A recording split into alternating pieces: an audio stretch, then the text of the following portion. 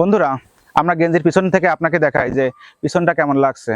এবার এই গেঞ্জির সামনে এই ডিজাইনটা আপনারা কমেন্টে অবশ্যই জানাবেন যে গেঞ্জিটা কেমন লাগছে, আর এটা কি অতিরিক্ত ছাপানো যাবে কি না যাবে। এবং আমার ছবি দিয়ে লোগোটা বানাইছি, সেই লোগোটা দেওয়ার কারণে গেঞ্জির কি মানে সুন্দর বেশি লাগছে না আসলে খারাপ লাগছে।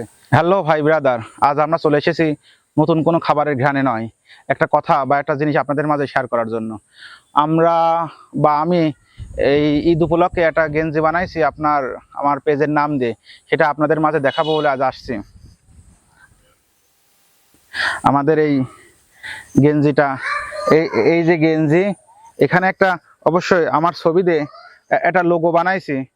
কেমন লাগছে এটা আপনারা কমেন্টে অবশ্যই জানাবেন। এবং ব্যাক পার্টে আমার চ্যানেলের লোগো দিছি এবং আপনার ফেসবুক এবং ইউটিউব লিঙ্কটা দিয়ে দিয়েছি। এটা কেমন লাগছে, এর কোনো আপডেট করা লাগবে কি না লাগবে এটা আপনারা অবশ্যই কমেন্টে জানাবেন। আর যেহেতু ফেসবুক এবং ইউটিউবের মাধ্যমে এখনো পর্যন্ত আমার আর্নিং শুরু হয় নাই, তাই হয়তো এই গেঞ্জিটা অনেককে গিফট করতে পারি না, কারণ আমার অনেক শুভাকাঙ্ক্ষী আছে। আসলে শুভাকাঙ্ক্ষী বেশি থাকার কারণে আমি গেঞ্জিটা অতিরিক্ত ছাপাইতেও পারি নাই।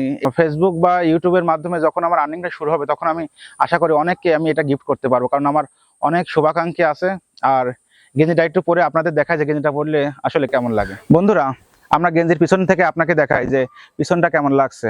এবার এই গেঞ্জির সামনে এই ডিজাইনটা আপনারা কমেন্টে অবশ্যই জানাবেন যে গেঞ্জিটা কেমন লাগছে, আর এটা কি অতিরিক্ত ছাপানো যাবে কি না যাবে। এবং আমার ছবি দিয়ে লোগোটা বানাইছি, সেই লোগোটা দেওয়ার কারণে গেঞ্জির কি মানে সুন্দর বেশি লাগছে না আসলে খারাপ লাগছে, এটা আপনাদের মাধ্যমে জানতে চাই। আর যদি আমার এই ভিডিওটা ভালো লাগে বা আমার খাবারের ঘ্রাণের পেজের যে খাবার রিলেটেড ভিডিওগুলো সেগুলো যদি আপনাদের ভালো লাগে, তাহলে অবশ্যই লাইক, কমেন্ট, শেয়ার এবং ফলো দেবেন।